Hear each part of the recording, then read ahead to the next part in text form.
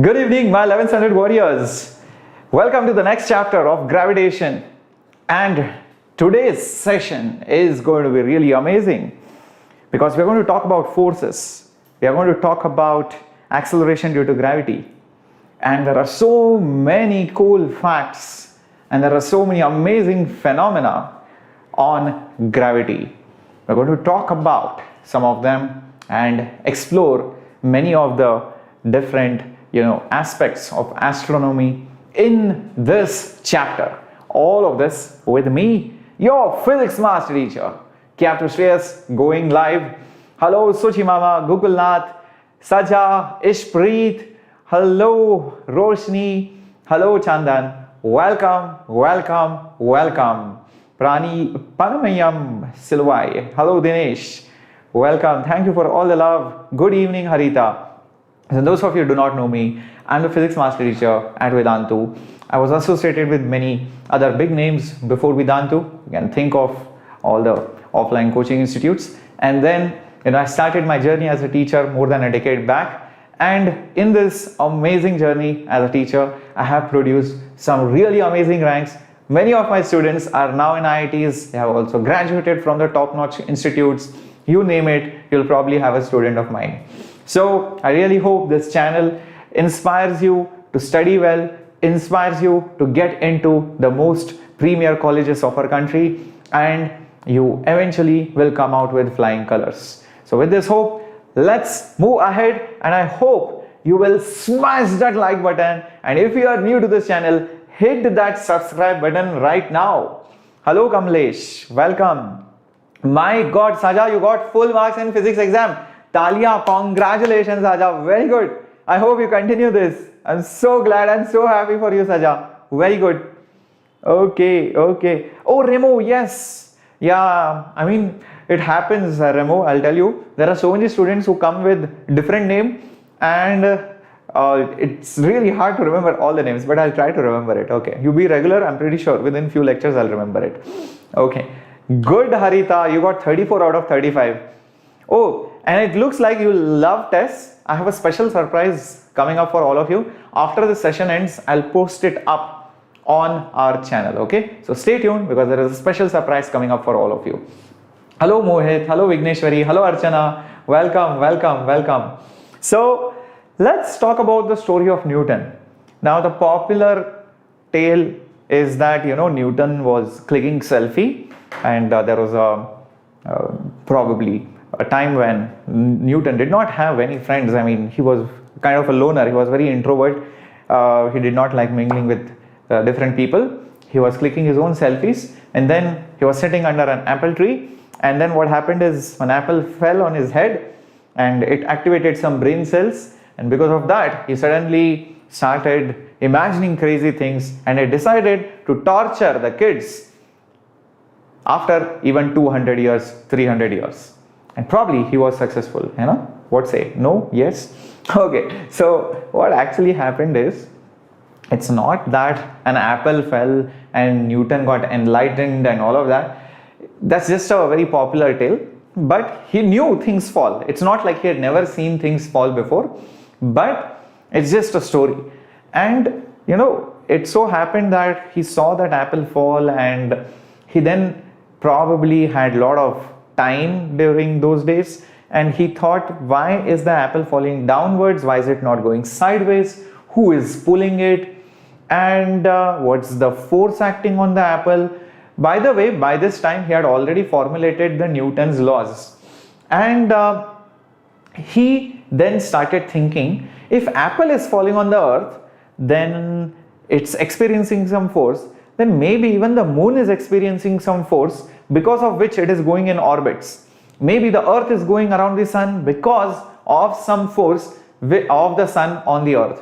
So this mysterious force, he called it as the gravitational force, and he gave the law of gravitation that you know of.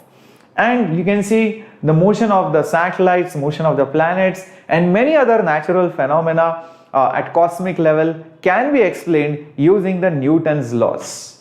Okay, so Suchimama says he got a swelling. I'm not sure about that. Maybe it's a true story. We don't care. We are just interested in solving the Newton's laws now. So Newton's laws basically was the realization that there must be a force which the earth is exerting on all the objects around it. It's also a force which the sun pulls all the planets, and that's why all the planets go in orbits, and even the force acting on natural satellites like the moon around the earth. Now this force, he then realized, is always between masses. He was able to observe a lot of trajectories, orbits. He did a lot of experiments, and he finally figured out, using these observations, that these forces only come when there are masses. So when there are two masses, these two masses always will attract each other. So the Newton's law of gravity is always attractive in nature. There is no repulsion between the masses. That's number one. Number two, remember Newton's third law. If there is a big mass and if there is a small mass, if I ask you the question, who applies more force on the other one? You might think that the one which is bigger will apply more force. You'll be like, come on sir, it's big, so it will apply more force. But let me tell you, in physics, there is no ego. It's not like, oh, I'm big, I'm going to apply more force. No, it's all equal. Everybody is equal under the law. So whatever force the bigger mass applies on the smaller one, the same force the smaller one will apply on the bigger one. In fact, this follows Newton's third law. For every action, it's like karma. There is an equal and opposite reaction. It's always the same force. Remo, I completed a part of system of particles like center of mass is done. Rotational motion will be done after gravity, okay? Because we have very little time before Diwali. After Diwali vacations, we are going to continue rotational motion. We are going to start rotational motion. Before that, collisions, system of particles, center of mass and all of that is done. Okay, what is karma? So Suchi, what happens is, if you do bad, bad will also happen to you. If you do good, good things will happen to you. So that is karma. Okay, so if you fight a lot with your friend or colleagues or classmates, then you will also have equally bad things happening to you eventually in life. Sometimes it is very fast, sometimes it is very slow. That's what is karma. Sometimes it is instant, sometimes it is slow. Hello Thalopati Giri, welcome. Oh, Jagdeep, I will answer all your questions. Oh my God, Jagdeep, I'll tell you, bacha. First of all, chill. Okay, I am here to help you out. I'll give you my Instagram handle. It's over here. We can probably have a chat. And if you have any negative thoughts, please put it away, because life is much bigger than we think. It has a lot of amazing surprises that we probably cannot see. You have not yet explored many different avenues. So don't get hampered, don't get disturbed by the small difficulties you face in life. There are many good things that are going to happen to you. Hold on, we will have a chat. You can ping me on my Instagram handle. Okay, bacha? Alright. Hello, Shahzab Ahmed. Okay. Now, like I just said, Newton's third law is always valid, and the masses don't matter. So that's why I have written down over here, force acting on 2 because of 1 is force acting on 1 because of 2. So this should have been 1, 2. I'll just correct it over here. So this was supposed to be 1, 2. So when I say 2, 1, this is force on 2 by 1, and this is force on 1 by 2. Why is this negative sign there? The negative sign is there because it is opposite in direction. That's Newton's third law. Now, what is the magnitude of this force? What is the value of this force? By experiments, Newton found out that the force of attraction,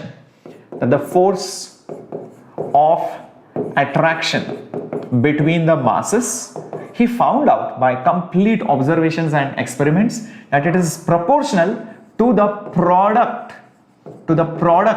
of the masses, and it is inversely proportional to the square of the distance between them, the separation between them.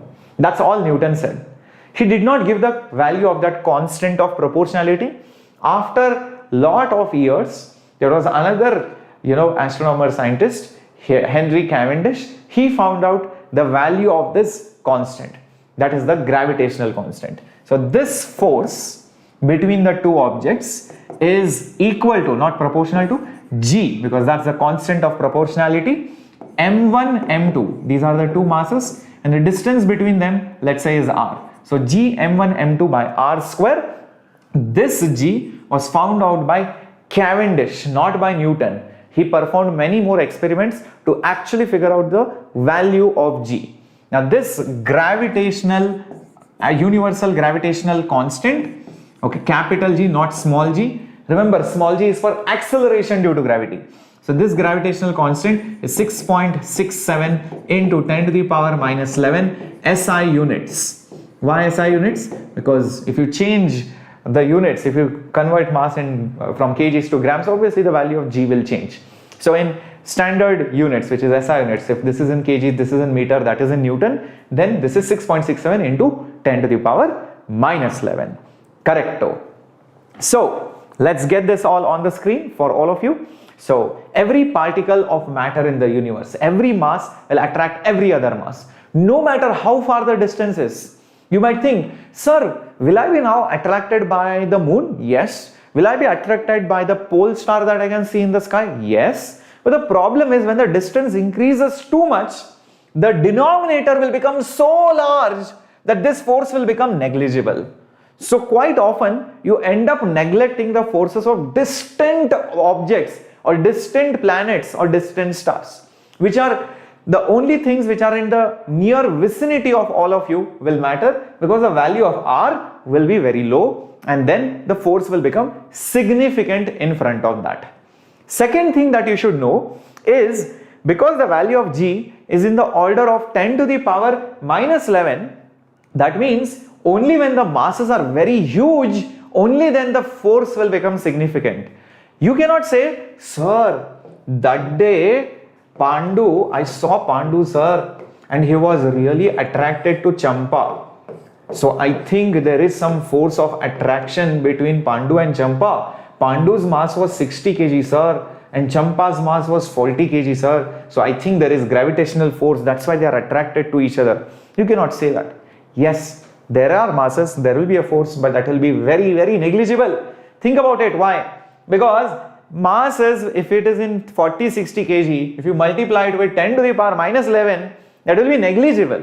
It's you should not even bother about it. They might be attracted towards each other, but that law is not Newton's law of attraction. It might be some other law, and let's not get there. Okay. So I hope that makes sense. So the masses should be very large. The distances cannot be very, very, very, very large, because then the force will also die down. Okay, keep this in mind. Okay, will I do a friction and NLM video, Jinsi? Yes, I've already done that. It's already there in the playlist. That's bonding, says Saja. Saja knows a lot about it. Hi Tamil, welcome, welcome. Yeah. Hello Sundar K, welcome aboard. So, oh yes, Arushka, yes, you promised that you will come, and glad you are here. Thank you for all the hearts. Hello Molesh, welcome.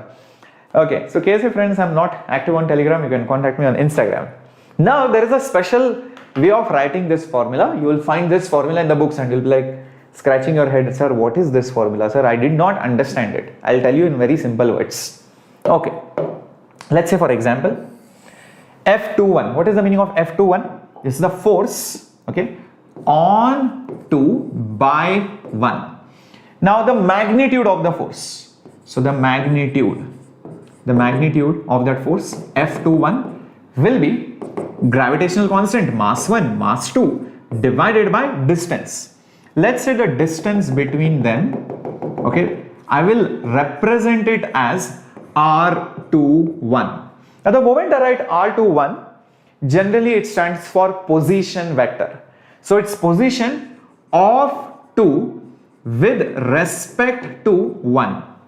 Position of 2 with respect to 1. That means this is my position vector. Look at this. This is my position vector. R2, position of 2 with respect to 1. So that's what it is. Okay. Now the magnitude, if I just don't put any bar or anything, if I just put the magnitude over here, so this is R21 whole square. This is the magnitude of that force. Everybody clear about this? Dividitya Chatterjee, I'll be doing rotation after gravity. Don't worry. We have just few days before Diwali. We are having a small break. So that's why I didn't want to start a chapter and then again continue it after Diwali. So that's why after Diwali I'll be continuing or starting rotation. Don't worry. And this chapter does not need concepts of rotation as such. Okay, hello Mukesh, welcome to the channel and I hope you will enjoy this channel. Welcome, and I hope you have hit the subscribe button so that you do not miss any of our classes. Okay, now no, KVPI SX is not postponed, no KVPI is postponed, don't worry. Now in vector form, what happens when you put a bar, F21 bar? What is a vector? So whenever you write a vector, okay, when you have a vector, you always have a magnitude and that unit vector, I cap, j cap or k cap. So the magnitude into I cap or j cap or k cap or that vector in that direction. So the magnitude is obviously this G m1 m2 divided by r21. What is the direction of the force? Is the same as the direction of that position vector with respect to 1. Check this out. Okay, so this direction of the force is same as the direction of this vector r21. So can I not put it's r21 cap? What is the meaning of r21 cap? It's a unit vector. It's a unit vector in this direction. So this is r21 cap. That's it. That's what this equation is. Now, if instead of f21, if you write f12, then the only thing that will change is this same expression will hold true, but the direction of the force is opposite. Magnitude is same. So you'll just put minus G m1 m2 divided by r21 hat. That's it. That's the only difference. So that's what this equation is. Okay, this was square, my bad. Yeah, the squares were there over there. Yep, that's it. Unit vector. What does R stand for? Remove, it stands for unit vector. That's it. So what is the center of mass? KSA friends, I have already done the chapter of center of mass. Please watch it. Okay, it's already done previously. Cool. So let's start doing some questions on this, starting with the easy ones, then we'll start with the difficult ones. And KSA friends, the center of mass has no relationship over here. I mean, the force of gravity is between two particles. Center of mass has no role to play. Okay, cool. So right now I'm in Bangalore, but likewise I'm from Pune. Okay, so the gravitational force between two bodies is F. If the mass of each body is doubled and the distance between them is 1/4, then the force between them will be how much? R cap, Archana, is a unit vector. You would have studied this in vectors chapter, and if you have not yet studied vectors, all I would say is please go to the playlist. Yeah, there is a playlist over here and I have taught vectors in detail. Just go down, go to JEE Physics, click on this, go over here, you will see vectors playlist, 5 lectures on vectors with problem solving and all of that. So you will see that there is a playlist over here. There's a playlist, lecture 1, 2, 3, 4, 5. Yeah, all the lectures are there. So it's a unit vector. Please check that lecture out. That will help you, because in one line, if I tell you, you will probably get it partially, but the complete understanding is something what you should know at this point of time. Okay, Archana? It's nothing but unit vector in a particular direction. That's all it is. Okay, Divi is saying C. Mega BK. Well, I think today only I answered that question in my live counseling session. You can watch the live counseling session which I just conducted today, the initial part. Same question I have answered. Please check it out. If you still are not happy with the answer, leave a comment after the video. I'll definitely help you out. Okay, Meghna? Acha, let's see how to solve this. A lot of you are saying C and D. Well, the correct answer is actually C. Now, how do you solve that? See, the gravitational force between two masses, let's say m1 and m2, separated by some distance r, was F, which is G m1 m2 divided by r square. Now what exactly you are doing? Each mass is doubled. So m1 is made 2 times, m2 is also made 2 times. So what will happen to the numerator? So the numerator will become 4 times. Make sense? This is doubled, this is also doubled, so numerator will become 4 times. Now, what will happen to the denominator? The distance between them is 1/4. So if r is made 1/4, then the square of it will become 1/16 of the time. So the denominator will become 1/16 times. Everybody is understanding this? That's it. 4 is there on the top, 16, 1/16 is there below. So actually it will become 4 into 16 times the previous value. 4 into 16 is nothing but 64 times. So the new force will be 64 times the previous force. That's the correct answer. Easy peasy lemon squeezy. Very good. Very good. Let's move ahead to the next question, which is coming up on your screen. Okay. So let's move ahead. Here is the next question. We have three masses. They are on the vertices of an equilateral triangle and the side length is 2a. Be careful. Yep. Next, the gravitational force exerted by this entire system on another particle of mass m, which is placed on the midpoint of any one side, is how much? Come on, let's see how many of you can do this. Calculation error, says Meghna. Okay, fine. I hope you got it now. Very good, Harita, you got it. Yes, Mickey, very good, Saja.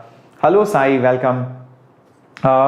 Remu, how about this? Why don't you connect with me after the class is over? Leave a comment. I'll definitely able to answer your queries in detail then. So just leave a comment. Hello, Akshay. Nikhil Pai saying A. Well, let's figure this out. It's going to be an interesting one. First of all, let's draw the mass. Okay, this mass is m. This mass is also m. This is also m. The side length is 2a. That's an equilateral triangle. You have kept an additional mass at the center of any one side. That mass is also given to be m. Three equal masses are there and another particle also of mass m is placed at the center. Now all the three particles will exert force on this particle. So one of the force by this mass will be over here. Let's say I call it F1. Obviously this mass will also pull this mass over here this way. Now since this distance is same, this mass and this mass is also same, shouldn't this force magnitude wise be equal to this force? Don't you see that this mass and this mass will both pull that same mass in the opposite directions with the same magnitude? So what will happen? These two forces will just get cancelled out. So you don't even have to worry about these two masses.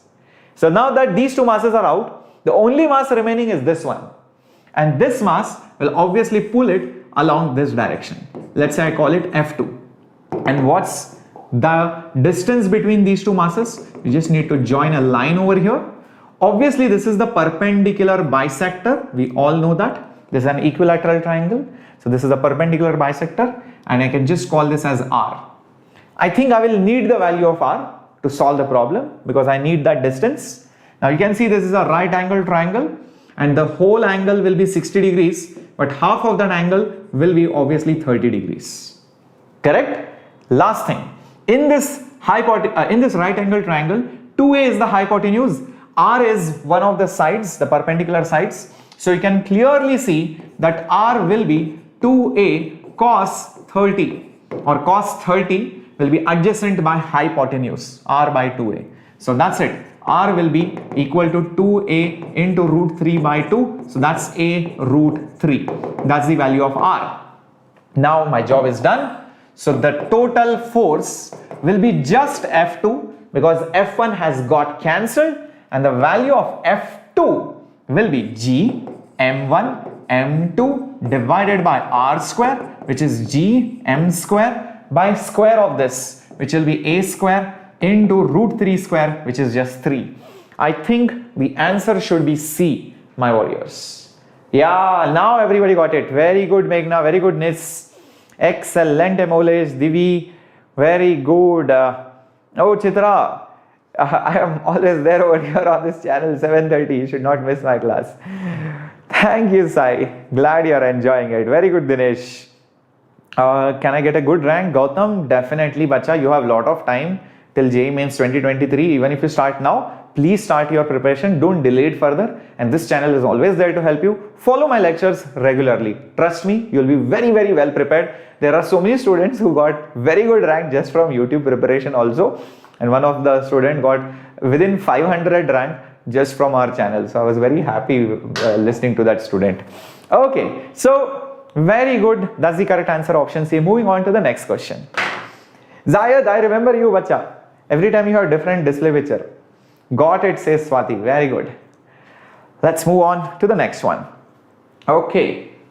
Should I remember all the derivations, Saja? Well, I feel you should remember at least the derivations which are there in NCERT. Yeah, you never know how it can be useful. So it's better you remember it. It will be not only useful for boards, but it will be also helpful for building up the concepts. So if you want a very good rank, then yes. If you want marks below 150 in physics, then don't remember it. Above 150, you should know the derivations. Now this is a beautiful question. There are two masses equal. Okay, they are separated by distance r. They move under mutual attraction of gravity. This kind of a system is called as a double star system. We all know we live in our solar system. How many suns are there? I think all the students will be like, sir, I'm a sun, sir. I'm a boy. No, I'm talking about how many stars. That's sun, S-U-N. Okay, so we have one sun and lots of planets and bunch of bodies, asteroids, and so many moons roaming around. Yes. Now, is it possible to have two sons? You're like, yeah, sir, two sons. Yeah, one father can have two kids and both are guys. Yeah, that's also possible. But is it possible a solar system has two suns? Yes. And imagine such a solar system which just has two suns and they both are revolving around each other. Crazy it will look like. Imagine two suns revolving around each other, or just two planets, random. Nobody cares about them. They're just outside the solar system, somewhere very far. Two lonely planets revolving around each other. Imagine how bored they must be in life. They just revolve around each other, and that is also a very exciting system. These are usually called as twin planet systems or binary star systems because there are two. Yep. Now, okay, in this kind of a system where there are two planets or massive bodies revolving around each other, the question is, with what speed do you think they will revolve around each other if you just know the separation between them? It's going to be very interesting. Okay. Oh no, KSA, they are not real and imaginary. Both are real. Okay. Great. Two suns, Chitra is saying, sir, already it is very hot. We will die. Anushka is already sweating it out. Yes, like colliding black holes. Oh, that will be even more crazy. Like two black holes spinning against each other. Crazy phenomena. So let's figure this out. First thing that you should realize, that if the separation between them, if the separation between these two masses is r, then the radius of the circle around which they are rotating, that radius is r by 2. Because r is the separation, the center will be somewhere here. The center of the circle will be exactly at the midpoint. This is the midpoint where you have the center of the mass of the system. Obviously, they will revolve around the common center of mass of both the objects. Great. Now what else do we know? Each of them will have the same speed because of symmetry. Masses are same, obviously. Okay. The distance from the center of the circle to this point is r by 2. That's the radius. Next thing, there must be a force to provide the centripetal acceleration for every mass.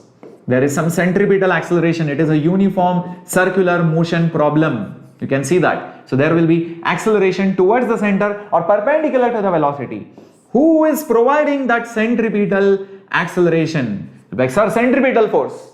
Who is that centripetal force? That is gravitational force. So the gravitational force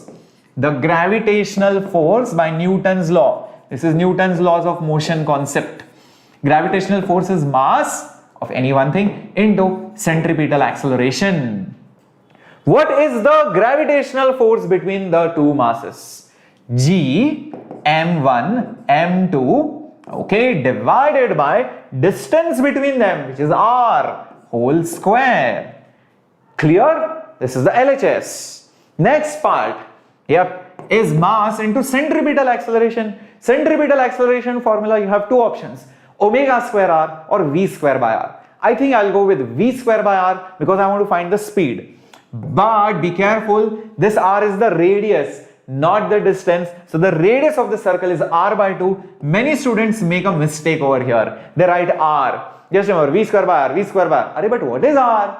R is the radius, not the distance. So the radius is r by 2. Now a lot of things will just get cancelled. M gone, r gone, 2 goes on the top. But I want v square, so it will again come below over here. So gm by 2r is equal to v square. So v will be root of gm by 2r. Done, done. Option A. Okay. Yep, it is 2 is going to come below. 2 is going to come below. A option, Akshay, not D. Okay.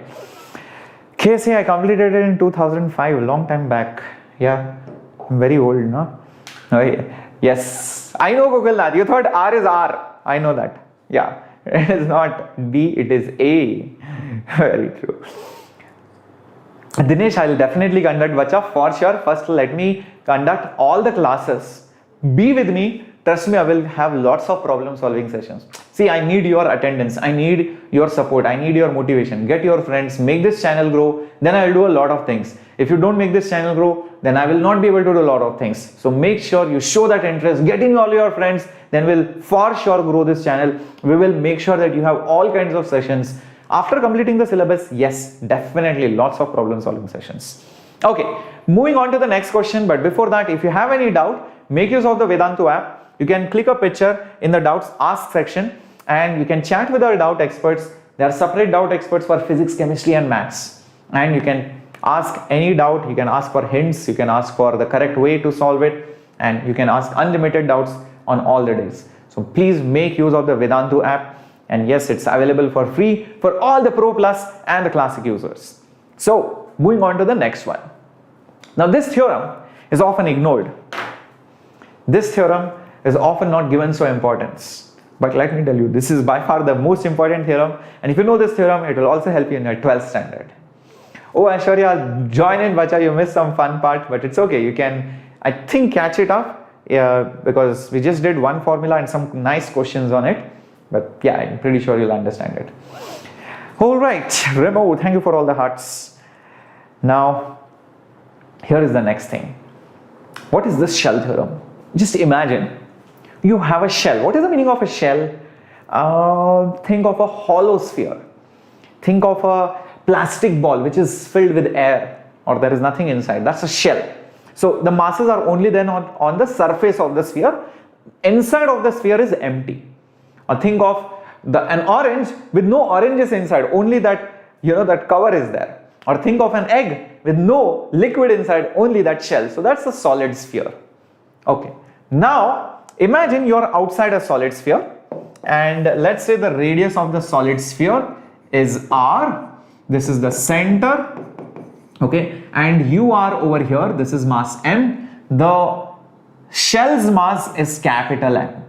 And you are at a distance of R, which is obviously more than R. Now, every particle on the shell will pull this mass here, here, here, here, here.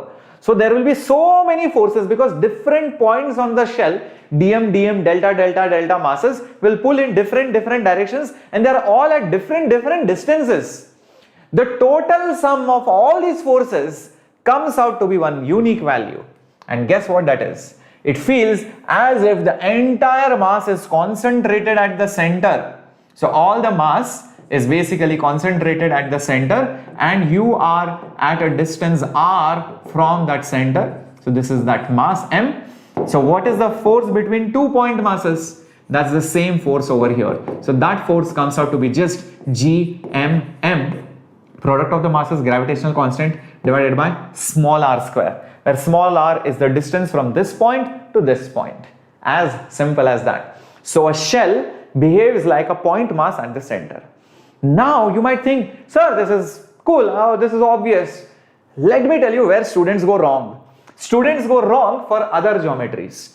If you have a cube, okay, if you have a cube and this is mass M and there is a point mass M here, do not do this.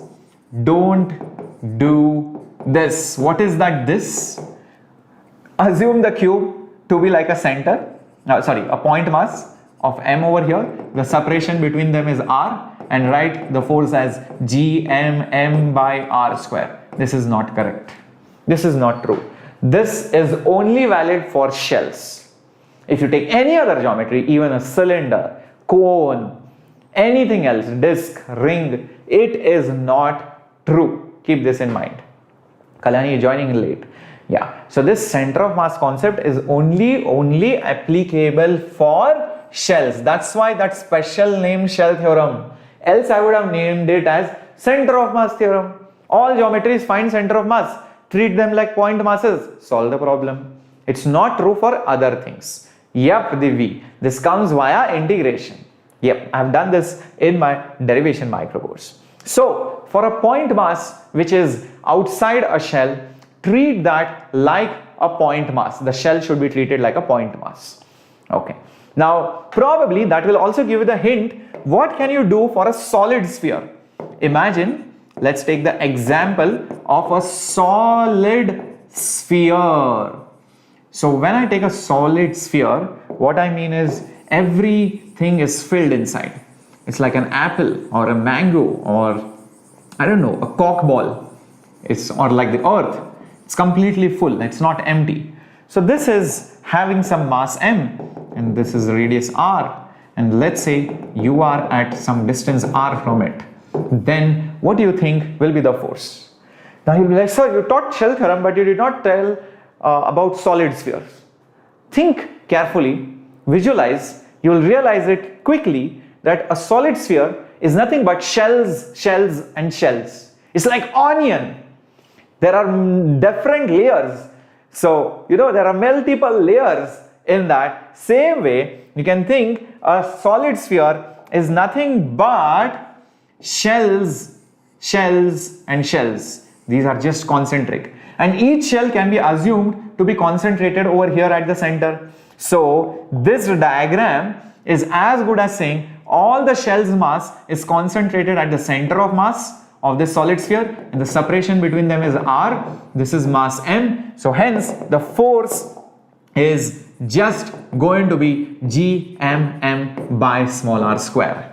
Is that clear, my warriors? Yep, like onion rings, correct. Oh, that's my favorite, by the way, in pakoras. Why did you remind me? I'm feeling hungry already. My God, I have to shoot one more video after this for you. Okay, but still, yeah. Okay. Well, let's get going. Yes, JDJUDUD. I do remember you with that complicated name. Yep. Well, next question. Oh, sorry, next theorem. Yep, Amira, why not? Definitely you can. There are a lot of toppers who have done that. You can, with systematic studies, regular studies and complete faith on the system, you can crack JEE Advanced. Shell theorem inside the point. When you're inside, then one very interesting thing happens. Yes, Meghna, you can treat it like a point object. So for extended objects, you can treat it like a point object, but this is only true for shells and spheres. Keep that in mind, not for anything else. Okay, now when you're inside, this mass is m. Okay, this is a shell, this is mass m. This is, let's say, radius r, and you are at a distance small r, which is less than r. This is the center. Now what happens is, if you have a point mass m over here, this mass will get pulled by different masses on the shell. Like the masses over here will apply a lot of force on them. Like this mass will get pulled by a big force over here. The distance as you go here will reduce, so the force will also reduce. The arrow mark's length represents the magnitude of the forces. A mass which is here will apply little bit less force because of the distance. So this force will be small in amount. Now you might think, sir, because I'm closer over here, so these forces will be larger. These masses will pull with a small force. So hence the net force must be towards this side. But that's not correct. What happens is, although this force is large because of the distance being close for this point, what happens is there are too many masses on this side as compared to the masses which are close by. The number of masses which are far away are too many in number. So because of which, even though the length of these vectors is large, the number of vectors on this side compensates for the magnitude. And hence what happens is the net force comes out to be 0. So no matter where you are inside a hollow sphere, imagine if you are inside a hollow planet, the net force on you will be 0. Just visualize this for 1 second and appreciate the beauty of this theorem. Yep. Very cool. Yes, I'm already doing that, Govind. I am conducting one-shot revision classes for JEE 2022. It's already done. Okay. So, shell theorem, which book you can find? Probably Resnick and Halliday, nowhere else, okay? And maybe it's mentioned in a different way in H.C. Verma. All right. So, I hope you appreciate this theorem. So, when you're inside a shell, then whatever masses are there outside, okay, in that shell, they'll pull you equally in all the directions, and then the net force is 0. Yep, they cancel each other. Now, that you know this theorem, let me also tell you what happens in case of a solid sphere. Just imagine, this is an example of a solid sphere. Okay, we have a solid sphere. The mass of that solid sphere is m, and you are somewhere over here inside.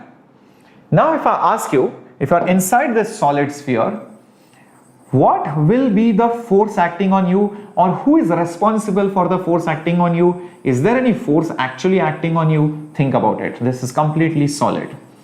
Now, you can again start visualizing many onion rings, that is the shells. Now, if you start thinking about the shells, you will realize for some shells, this mass is outside, and for some shells, this mass is inside.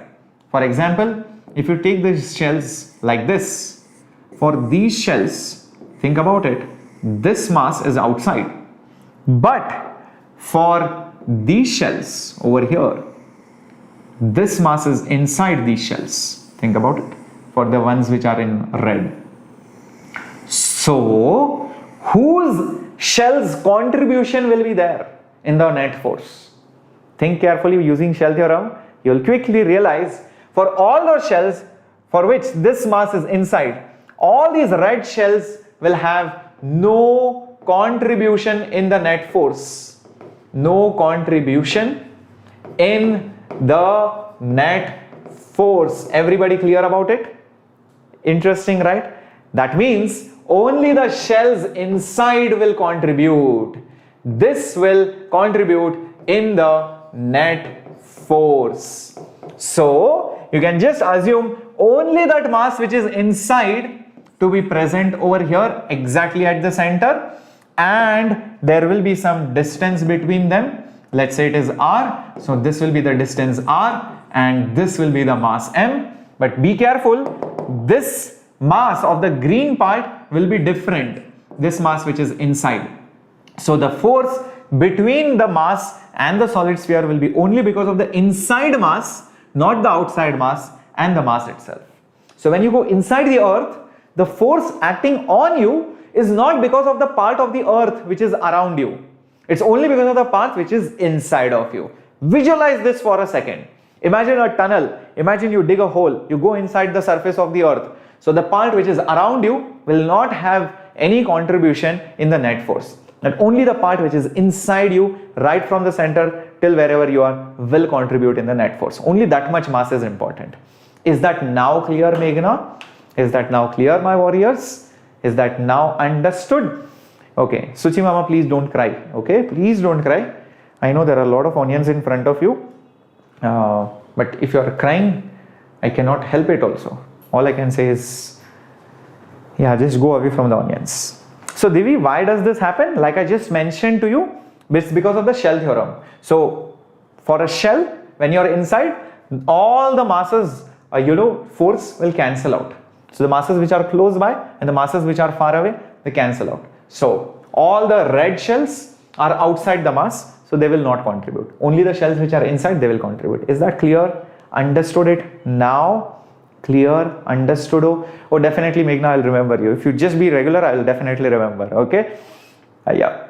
Is everything attracted towards the center of the earth, Nandini? Yes, it will be. Assuming it is a perfect solid sphere, it will be attracted towards the center of the earth. Yeah. Okay. Let's start solving some questions. Saja, don't worry, even if you forget things, I think it's just a matter of revision. If you keep revising things frequently, then you will be able to remember the things which you have studied few months back. It's a natural phenomena. It happens with all the students. You just need to go back to the previous chapters. Maybe you can decide some days. Okay, this day is reserved for only revision, or this time is reserved for the previous chapters. Just do that. After multiple revisions, you will get a hang of it and you will not forget it. So there are two metallic spheres. They are of the same material and radius 2r, and they are in contact with each other. What is the gravitational force between them going to look like? Okay, Meghna, my class timings are 7:30. and 5:30. So usually one of these timings, and the best thing is first hit the subscribe button. There is a bell icon, click on that, and on that there are 3 options: notify all lectures or notify all the sessions or something like that. So just click on that, number 1. Number 2, there is a Telegram group link, join that, because I keep posting when my lectures are. Usually it is 7:30. I do not miss actually. Okay, I try not missing all my lectures at 7:30. Okay, so let's move on. But some days you might have 12th class, some days you might have 11th class, so it depends. Okay, so how do we do this question? Let's try this. You have 2 spheres. They are having a radius of 2r. Okay, this is 2r and this is also 2r. What did we just see? Whenever you have spheres, you can treat them like a point mass. Best part is, treat this like a point mass. Treat this also like a point mass. Separation between them is 4r. So this is m, this is also m. So now the question is, what is the force between them going to look like? Now I know what most of you are going to do. Sir, I know this. F is gmm divided by r square. Oh, but this r is nothing but 4r. Okay, so 4r square. So it will be gm square by 16r square. So it will be like, sir, gm16 is constant. Only r square is there below. So hence option B is correct. How many of you are marking option B? How many of you are marking option B? Well, I think some of you might have definitely thought about option B. If you have thought about option B, that is wrong. And I'll tell you why. I realize why. Oh my God, Saja. Principal के सामने मेरे को खड़ा कर दिया. Oh my God. So many people are watching me. I should be very careful on what I say. I should crack very, very good jokes then. Okay, I'll read a good book of jokes and I'll make sure that I crack very good quality jokes. Okay, I'll make sure that my jokes are not of poor quality henceforward. Okay, so you know what? This is wrong. No, there is no need of integration. There is no need of integration. Trust me. See, you guys forgot one thing. This mass is dependent on the radius. Yes. Bigger the r, bigger the mass. You forgot this mass is also dependent on the radius. And how is mass related to the radius? Just use density is mass by volume. Density is mass by volume. And what is the volume? Volume is 4 by 3 pi radius, which is 2r cube. The densities are same because same material. So the mass is some constant, because rho, 4, pi, 2, 3, all are constants, into r cube. That means over here,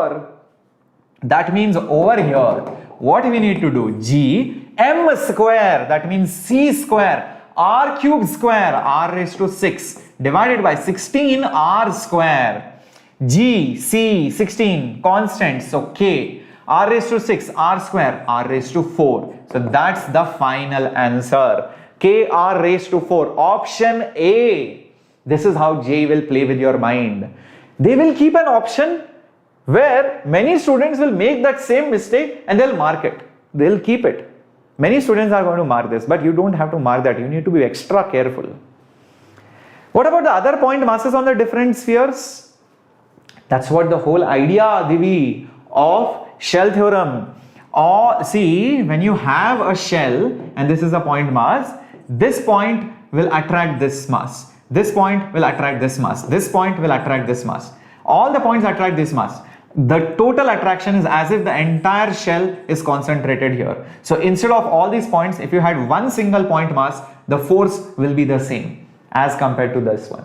So both these shells can be treated like point masses, which are separated by distance of 2r plus 2r, which is 4r. That's it. Is that now clear? RBG, our channel is free. You can watch it. If you're not able to understand, all my lectures, all my classes are available on YouTube. Check out the playlist, 11th, 12th standard. It will definitely help you. Yes, it is a good question. Harita, I hope you understood it. I hope you appreciated the concept that the masses themselves are dependent on the radius. That's why you need to be extra careful about that. And that's why you need to account for the masses also being dependent on the radius. And eventually you will get r raised to 4. Clearo? Understoodo? Amazingo? let's move ahead. Option A is correct. Hello Sashi, Varun, welcome Bacha. Okay, awesome lecture, says Nanda. Thank you so much. Let's move on to the next question. Now, the next concept, in fact, is about acceleration due to gravity. Glad you got it. Zero to Hero series, Dinesh, you do not have to watch it now. For as of now, just watch our Nurture and Pathfinder series. If you are done with the chapter, then go to Zero to Hero. Otherwise, don't go. Don't watch it as the first class. That will be not good. Okay. Now, here is the thing. Yes, exactly, Gokulnath. How is G calculated? Meghna, there will be lots of problem solving sessions. Just hold on. Okay, just have faith in me. There will be so many sessions. You will be like, sir, how do I manage? Don't worry, we are going to have. Now, the acceleration due to gravity, we all know, is 9.8 meters per second square. And in any free fall motion, no matter how big the mass of the object is, they all fall near the surface of the earth with the same acceleration, which is 9.8, which you often take it as 10 meters per second square to make the calculations easy. Can we calculate this acceleration due to gravity? Hell yes. Let's see how to do that. Imagine this is a planet, Earth, Sun, star, moon, Jupiter, doesn't matter. The radius of the planet is R.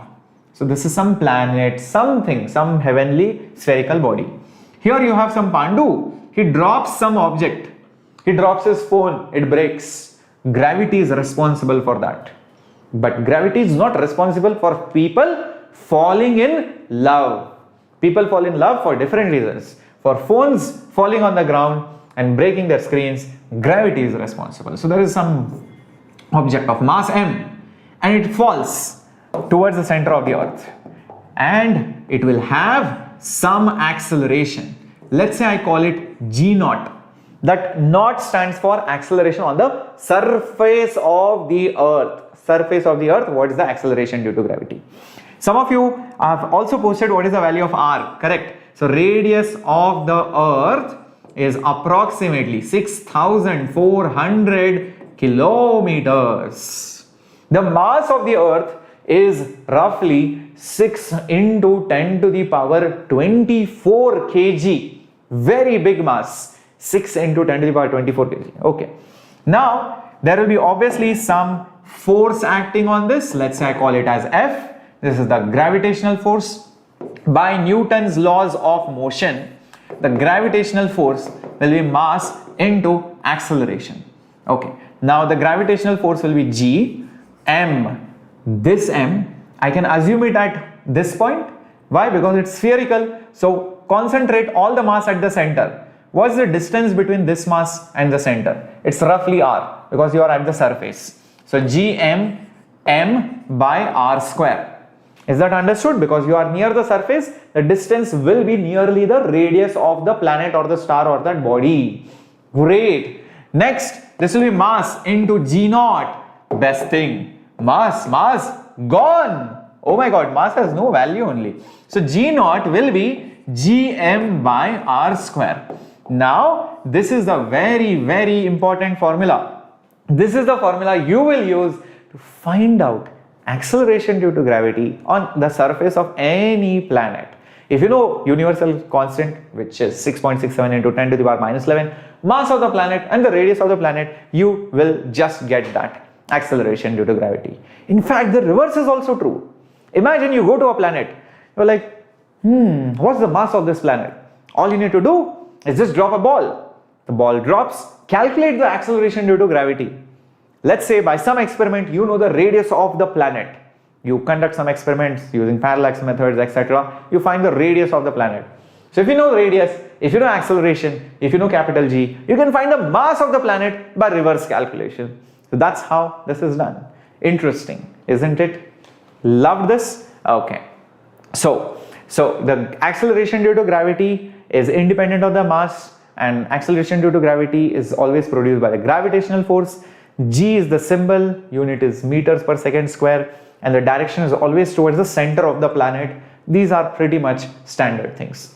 And obviously the value of G is independent of the object which is dropped on that planet. Yep. Where is the value maximum and minimum? Yes, Suchi Mama, we are going to come to that. Now, let's go inside the earth. We are also going to go above the surface of the earth, but first let's go inside and think what will happen if you dig a tunnel and you go inside the earth. What do you think will be the acceleration due to gravity? It's going to be very interesting. Let's try this out. First of all, this is mass m. The earth's mass is capital M. Earth's radius is capital R. This is the center of the earth. From the center, you are at a distance of x. This is x. X plus d is r. X plus d. Okay. So x is actually r minus d. Keep this in mind. Fair enough? Okay. Now, when you are here, try to remember I had just told you something about shell theorem. All the shells which are inside this part are responsible for pulling this mass. All the parts which are outside this, so this crust, will not be responsible for creating the net force. So, if you think about it carefully, you will realize only this much mass is responsible. That's it. Only this much mass is responsible for creating that force. Now, all the mass which is outside of this has no role or contribution in the net force. This is via shell theorem. So, I'll just mention it. This mass is responsible for the net gravitational pull. Okay, this is by shell theorem, which was discussed previously. So by shell theorem. Fair enough. The question is, how much is this mass? Because I'm going to need it. Why am I going to need it? Because I'm going to assume all this mass is concentrated at the center. And this whole diagram will then shift to something like this. You have that point mass m. It is separated by distance x. And this mass is now concentrated over here. Now I do not know how much is this mass which is there inside, because only then I will be able to figure out what is the force acting on this mass, because that force will give rise to some acceleration due to gravity at that depth d. So only when I find out that force can I use Newton's laws and write this equation. F is equal to mass into acceleration due to gravity. This is using Newton's laws of motion. How much is this force? Well, I will say, sir, it is G, mass which is inside, into that small mass divided by x square. Okay, G m1 m2 by r square. This will be equal to m into gd. Interesting. Now quickly you can see that this small m goes. The only unknown is this mass over here. Let's make an effort to figure out this mass. Should I take into account temperature? No, let's not worry about it. Let's not complicate the problem. Shana, it's okay. Even if you are late, try to go back. Even in the live session, you can go back and watch the replay and catch up at 2x speed. Well, I think I can make use of density. So, how? Whether I take this part, this part, this part, or the whole thing, density is same everywhere. So let's make use of that. And if I make use of that, what I will get is this. Since density is constant, therefore mass by volume is constant. So what can you say? The total mass upon the total volume, which is 4 by 3 pi r cube, correct, will be this much mass, which is the mass inside, upon this much mass's volume, which is 4 by 3 pi x cube. This is a small solid sphere, this is a big solid sphere. So the total mass by total volume will be mass inside by the mass or the volume inside. 4 by 3 pi gets cancelled. X cube can be taken here. So mx cube divided by r cube is equal to the mass inside. I think I got what I wanted. And let's use this value over here.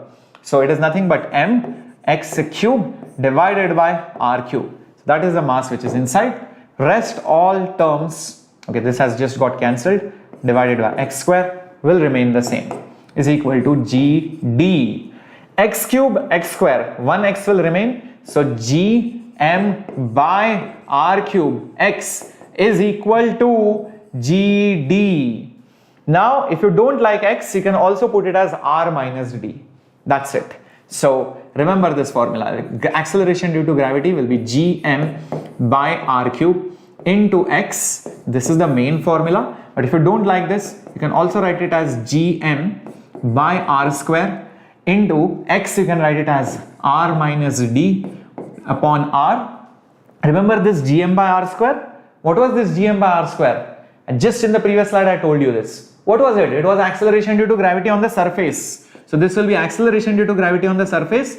R by r is 1 minus d by r. So this also works. All these are equivalent formulas. If you remember this and you know x is r minus d, you can get the rest of the things as well. And this is the main formula. Everybody clear about this? How do you get it? Excelente? Clearo? Amazingo? Shall we move ahead to acceleration due to gravity at some height h? Okay, remember this formula. Okay, so the acceleration due to gravity formula at a depth d is gm by r cube into x. X is nothing but r minus d. Excellent. And this is very interesting. The value of g becomes 0 at the center of the earth. Why does it become 0 at the center of the earth? Think, there is nothing inside. Everything is outside of you. So net force will be 0. And even via the formula, if you put the depth as r, put the value of the depth as r minus d 0, g is 0. Yep, you will not feel any gravity at the center of the earth. But there is another problem. When you reach the center of the earth, probably you will be a tandoori. Yeah, you will be a nice tandoori, human tandoori. So you better don't want to do that. Okay, moving on to the next one. No, it is not infinite, it is 0. Yes, nothing is there to pull. Meghna, yes, it is definitely a good idea. Yep, you will save a lot of time and utilize that time. G at the height h from the surface of the earth. This is very easy. Okay. So when you are at a height h, let's see what are the different parameters. I have this mass m. The mass of the earth is capital M. Radius of that planet is r. H is the height from the surface. I know for a fact when I am outside, the entire solid sphere will behave like a point mass. That's the shell theorem, which I just told you about. So I can treat this entire mass as a point which is concentrated at the center, and you have this point mass m over here, and you have this distance. How much will be this distance? This is r, this is h. H, r. How much is this? It's obviously h plus r. That's the separation between 2 point masses. And now you can think this mass is being pulled with some force, due to which it has some acceleration, which I call it as gh. H stands for the h is that subscript which stands for the height from that surface of the earth. Excellent. Very good. Now comes the best part. Let's write down this using Newton's laws of motion. Force of gravity is mass into acceleration. The force is g m divided by r plus h whole square is equal to m into acceleration, that's gh. Again, mass has no value, just gets cancelled, and therefore I'll get gh as gm by r plus h whole square. Very interesting formula. So we have got all the three formulas. At the surface of the earth, h is 0, so you'll get gm by r square. You can see that right in this formula if you put h is 0. When you are inside the surface of the earth, gm by r cube into x. X is the distance from the center, so you can write x as r minus d. Well, when you are above the surface of the earth, gm by r plus h whole square. Yep. JEE Mains के लिए NCERT definitely करना चाहिए ZEF. Now, this is true for all the heights. So let me just write it down over here. Oops. The acceleration due to gravity at height h is gm by r plus h whole square. This is for all heights. The symbol stands for all. Okay, that's a mathematical symbol. Now there is a special formula you might see in the books where sometimes the heights are not in thousands of kilometers. See, even when you reach the height of Mount Everest, the acceleration due to gravity just reduces by hardly 0.02 or 0.03, not much meters per second square. So even when you reach the height of 300-400 kilometers, the acceleration due to gravity is still around 8.8 or 8.9 meters per second square. It is still decent enough, and it's close to 9.8. So when you go beyond some 500-600 kilometers, that's when the acceleration due to gravity falls significantly, and then you can make use of this formula. But let's say your height is few hundred kilometers or few tens of kilometers. Then using this formula might prove you costly, as in time consuming, because substituting the value of G, M, all these things, calculations become very tedious. There is a shortcut for that. And what's the shortcut for that? Yep. So when the height is very small. So here is what we are going to do. For small h, basically h is much smaller than r. Then what we can do is observe. I'm going to make use of binomial theorem, and you will see the application of binomial theorem over here. So those of you who have forgotten what is binomial theorem, it was nothing but 1 plus x whole raised to n, where x is very small number. It is approximately 1 plus the power into the value of x. This is your binomial approximation theorem. Let's use that. So for small heights, how will I convert it into a binomial theorem? First of all, take this r plus h whole square up, because only then it will look in the form of a binomial. So let's make this go up. So gh will be, okay, we have gm and we have r plus h whole raised to minus 2. But for using binomial, one of the terms must be 1, other term must be very small. You can see this is r and h, so I need 1 plus something.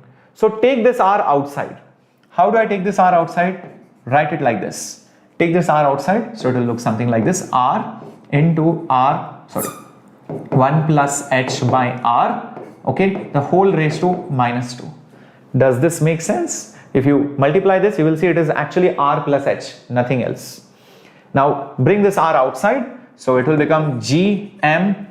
R raised to minus 2 is nothing but r square. All that is left is 1 plus h by r whole raised to minus 2. Is that clear, my warriors, what we have just done? Now, do you see this is 1 plus a very small number, because h is very small as compared to the denominator.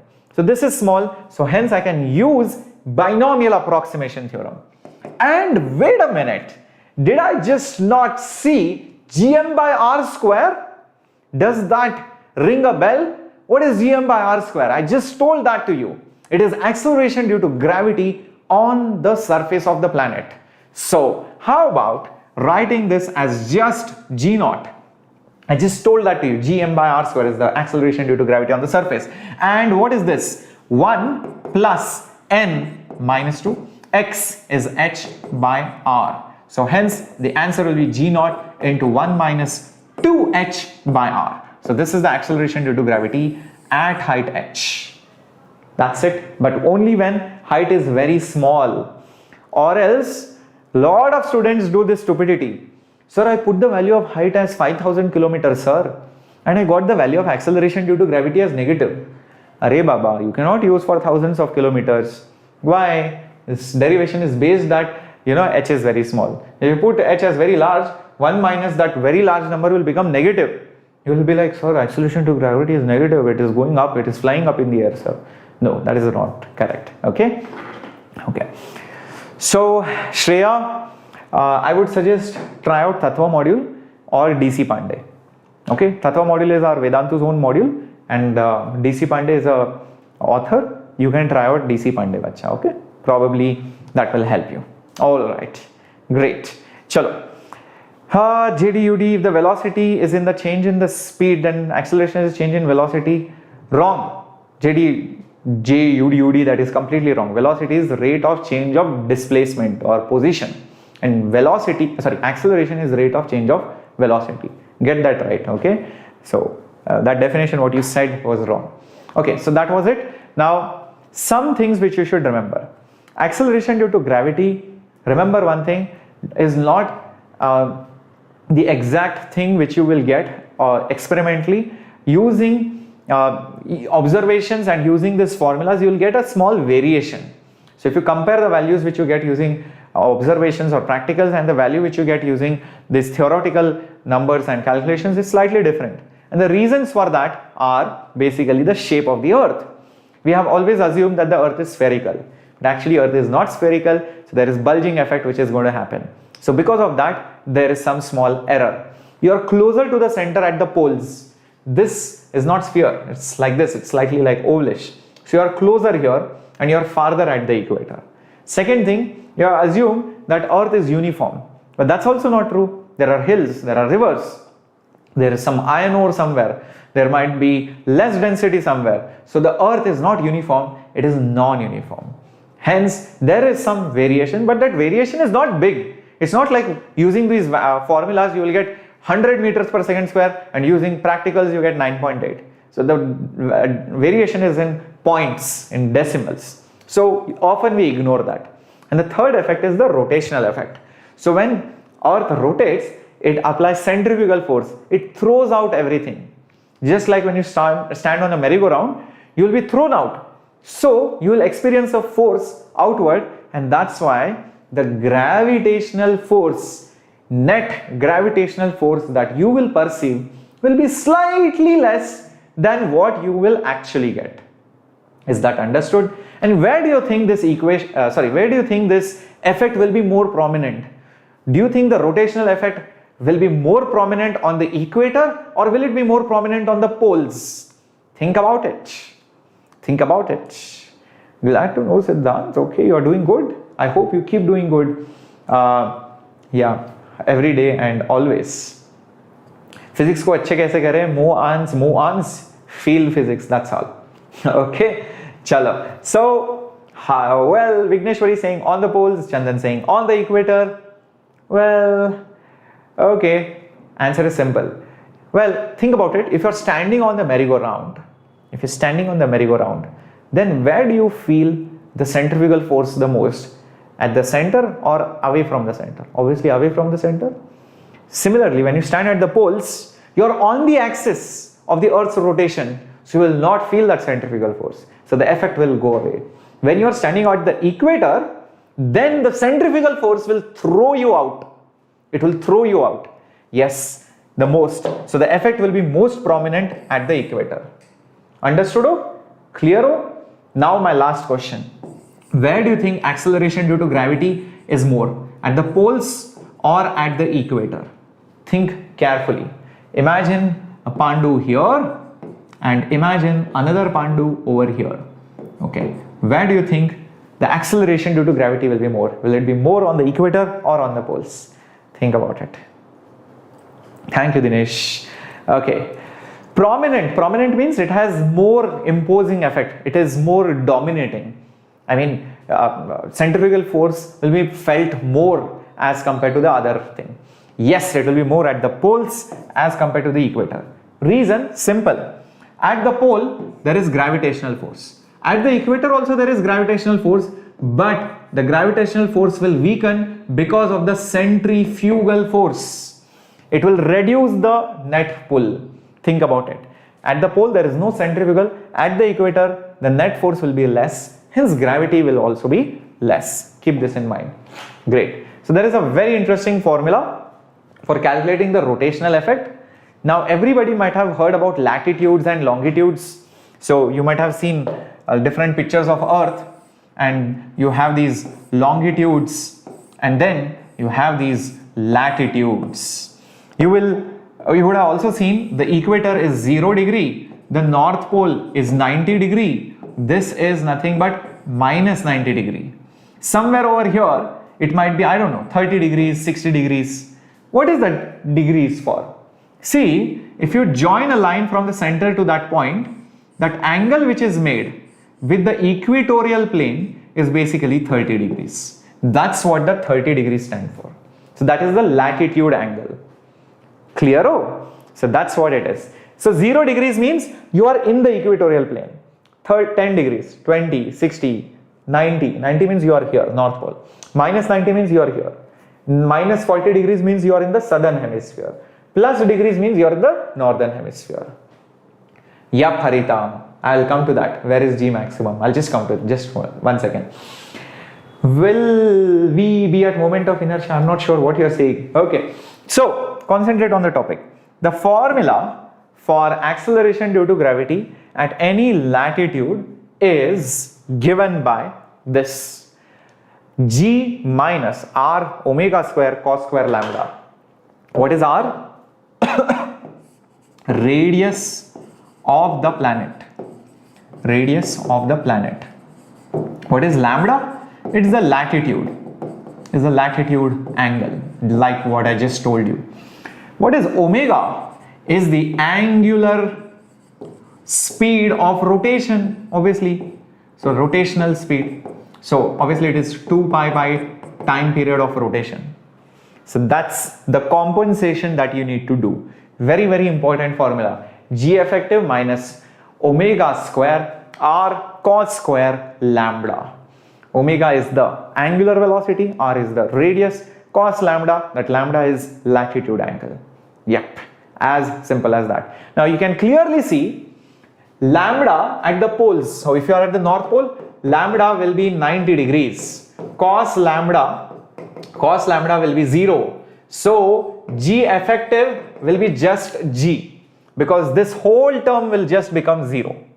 Do you see that? But when you are at the pole, so at the equator, lambda will be 0, cos lambda will be 1, and G effective will be G minus omega square R.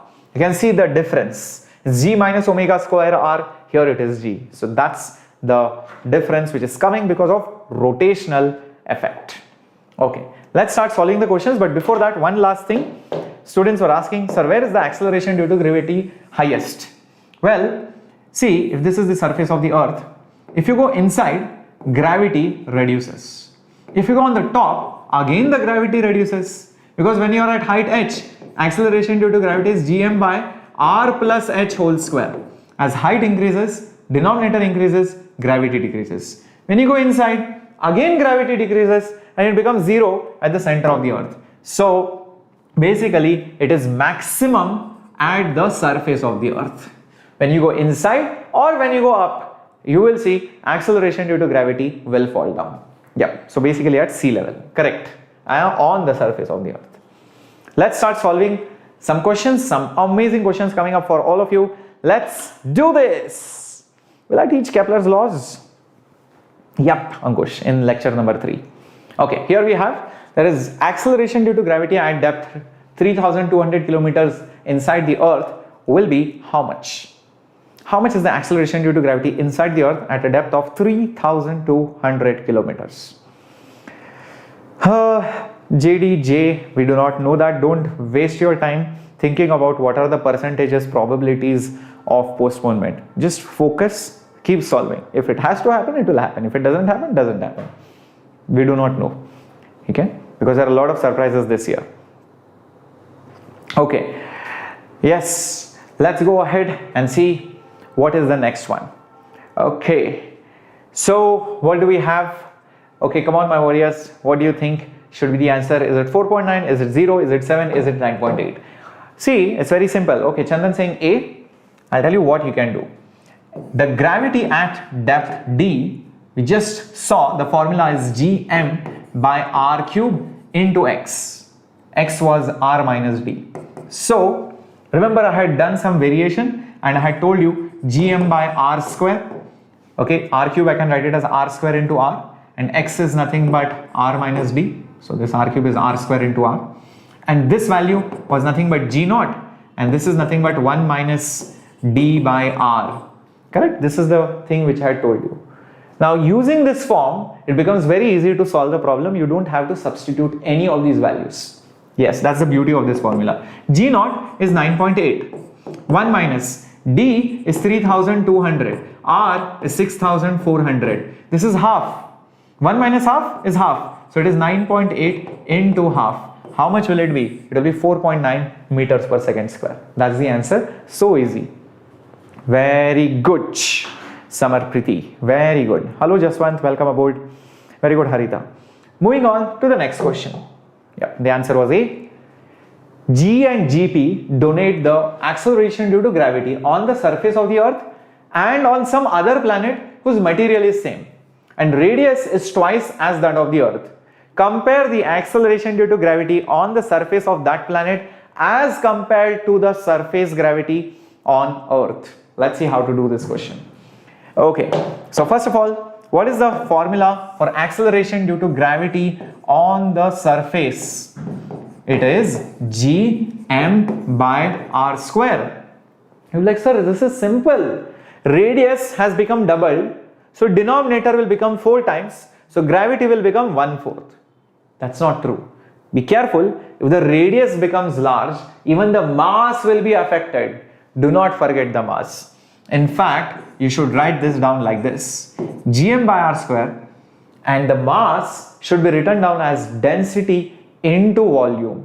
Is that making sense? So, it is density into volume. Volume is 4 by 3 pi r cube.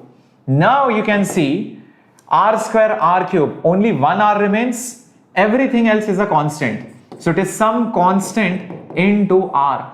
So this is the acceleration due to gravity on the surface. That's it. Now it's very easy.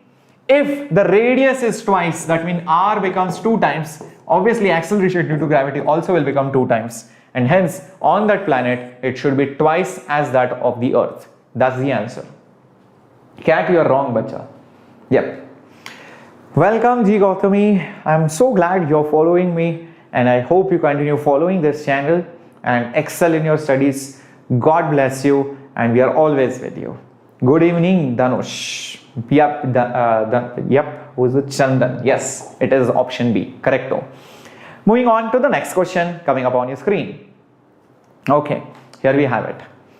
The change in the value of G at a height A above the surface of the earth is same as at a depth B below the surface of the earth.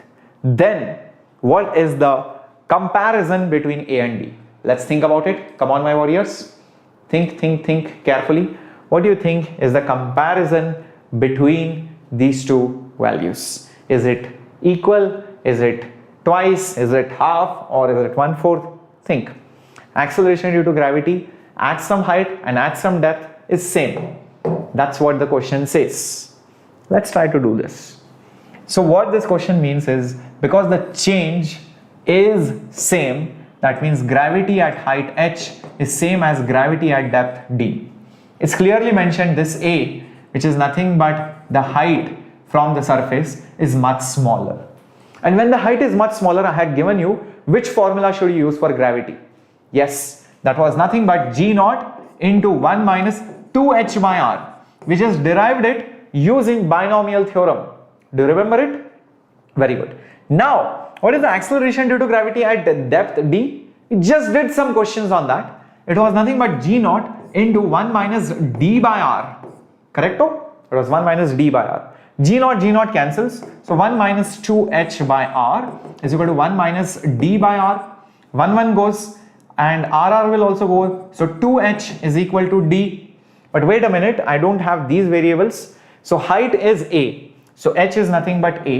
And d, depth is nothing but, what is it? Yeah, depth is b. So b will be equal to 2a. So where is it? B is equal to 2a. It's option C. Correct, Rosni. Very good, Nandini. Very good, Harita. Excellente. Excellente. Akshay Raj, I had completed way optics last year. If you want, you can still watch those lectures. But if you want to watch it this year, you'll have to wait for it for some time, because yeah, it will take 1 or 2 months. Yeah, the correct answer will be B is equal to 2a. Beautiful. So what all did we learn today? We learned gravitational force. We saw shell theorem. We saw applications of that. We saw acceleration due to gravity at height h, depth d on the surface, and the effect of rotation and the errors which can be there in the calculations. So next lecture, which is tomorrow at 7:30, what will we be doing?